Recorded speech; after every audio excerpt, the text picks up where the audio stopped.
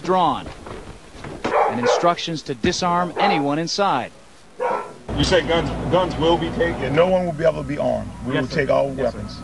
That happened today in this wealthy neighborhood where homeowners had armed themselves to protect their mansions. Residents were handcuffed on the ground. In the end, police took their weapons but let them stay in their homes. They were a little bit threatened because our weapons were bigger than their weapons. For many of the police and guard troops, it is an uncomfortable job to do this in an American city.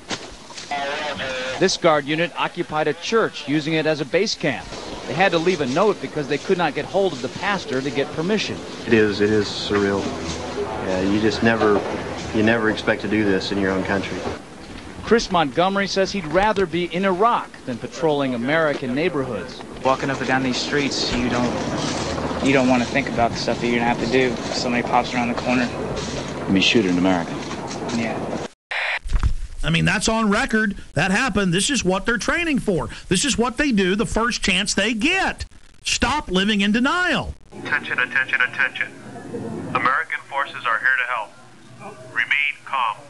We will not tolerate civil disobedience.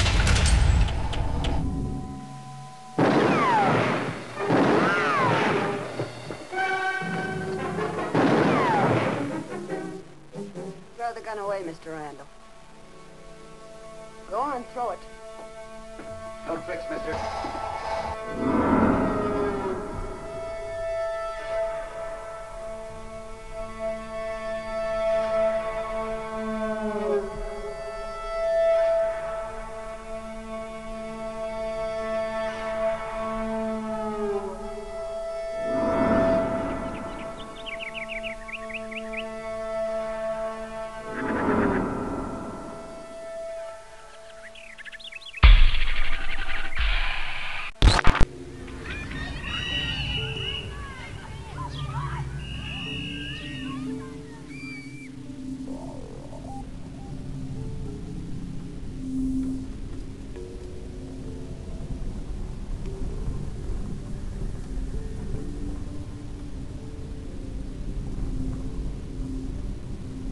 This is the poorest county in Montana, and the $27 million prison has turned into a white elephant.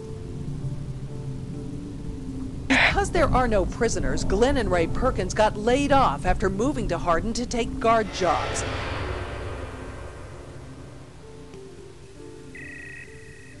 When I went to the door, there were two cops standing with their hands on their guns. I've lived in the same town for 26 years. We got 90 and 94 sitting right over here where they intersect, which is a perfect place for a checkpoint. I noticed that they got these mobile checkpoint stations. There's a lot of secrecy going on. I'm concerned about the legitimacy of who they are. Nothing is square in this whole thing.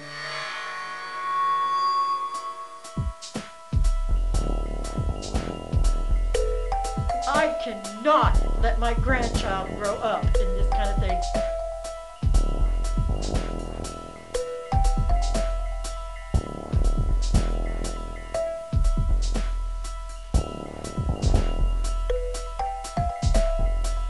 And its main focus is to bring prisoners and jobs to Hardin.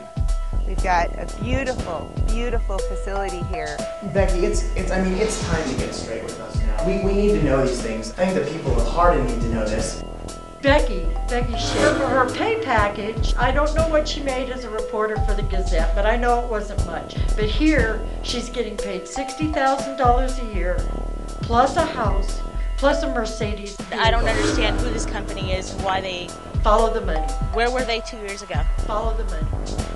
That's all I have to say. Where were they before the ground broke? Follow the money. And its main focus is to bring prisoners and jobs to Hardin. Think it's mysterious at all? It probably is to those that don't know what's going on. Carrie Smith is the wife of Two Rivers Authority Executive Director Greg Smith, who was recently placed on administrative leave. Well, members of the American Police Force showed up in Hardin yesterday, driving vehicles with Hardin Police written on them. As Color 8's Nick Law reports, it created quite a stir, especially because Hardin doesn't have a city police department. This was the talk of the town in Hardin on Thursday. Mercedes decked out in the City of Hardin Police Department decals and driven by American Police Force members. Two Rivers Authority officials say having APF patrol the streets was never part of their agenda.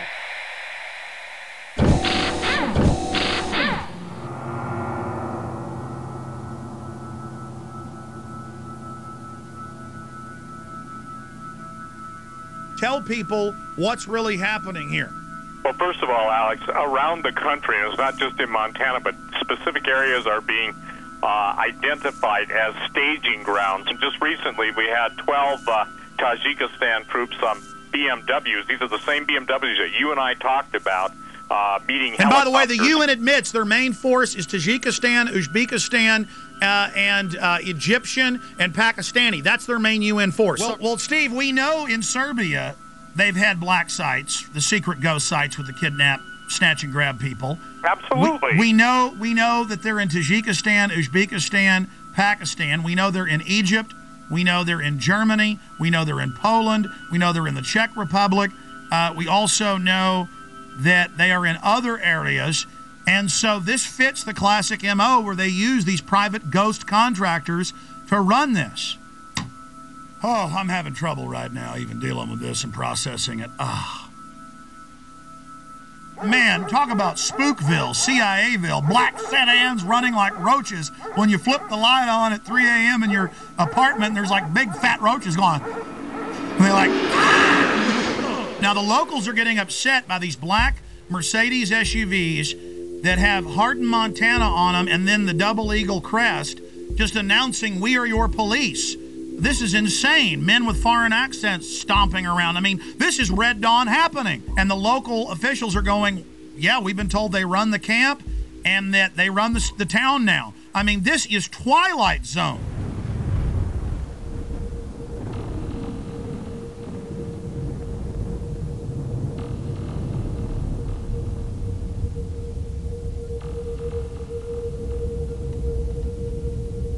We're going to go to phone calls here in just a moment. Let's talk to Diane in Montana. Diane in Montana, where this is going on. But as Steve said, it's happening everywhere.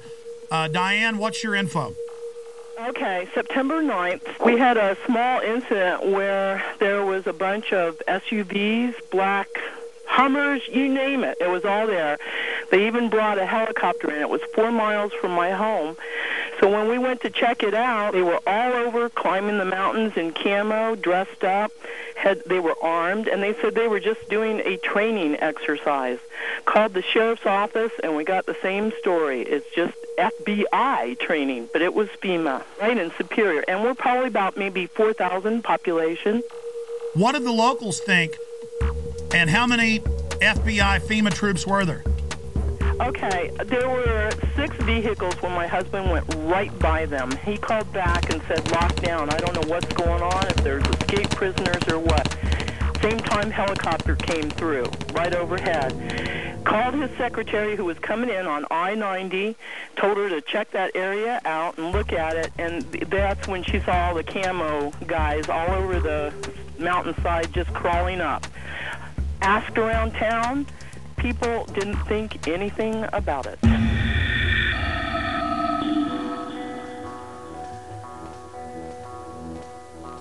We now go live to Alex Jones on the ground in Hardin, Montana. Alex? Okay, we just got a tour from Becky Shea, the former Billings Gazette reporter that's now the PR spokesperson for this facility for American Police Force. She admitted that it'll be a foreign paramilitary mercenary training facility. She admitted that it's going to be a detention facility. The point is this is just off the charts. They're now doing massive damage control. They're about to give us a tour of the outside of the facility. I just got a tour of only one wing of this gigantic $27 million facility. They would not let us into most of the areas. Just while I was in some of the offices, I saw blueprints, I saw documents. I'm just going to leave it at that. But this story is definitely the mother lode. This is definitely a black site / ghost site in the United States. They plan to have this be a ghost site, but locals blew the whistle. They were definitely going to try to become the police through the Two Rivers Authority, basically taking over the town of Hardin. This individual is tied in with high-powered Serb operatives. His dad is some type of high-ranking Serb, Chatar, but he won't give anybody else his name. Then you have this Hilton character. Again, that's a fake name. He's Serbian. There are German troops here, German paramilitaries, British paramilitaries, but they're keeping back from us deeper in the facility. Yes, I am in one of the black Mercedes-Benz SUVs inside the detention center. Becky is going to be, I'm going to be using the phone as a microphone so she can give us a live report. Becky, what about Blackwater connections? We've been hearing a lot about that, and the company in several places has bragged that they have Blackwater connections. I've heard so many names that it's just absolutely phenomenal to me. We're not disclosing the name of our parent company, and that's it. We're not disclosing the name of our parent company. We stand alone. Oh, there's a parent company. Well, there is a parent company of American Police Force. There is an umbrella company. American Police Force stands alone as a corporation, and we are American Police Force. We are who we are. But if it's a secretive group owned by a secret group and it's headed by a 14-time felon, and then they were putting police decals on their vehicles the first few days, I mean, don't people have a right to be a little bit concerned about this, Becky?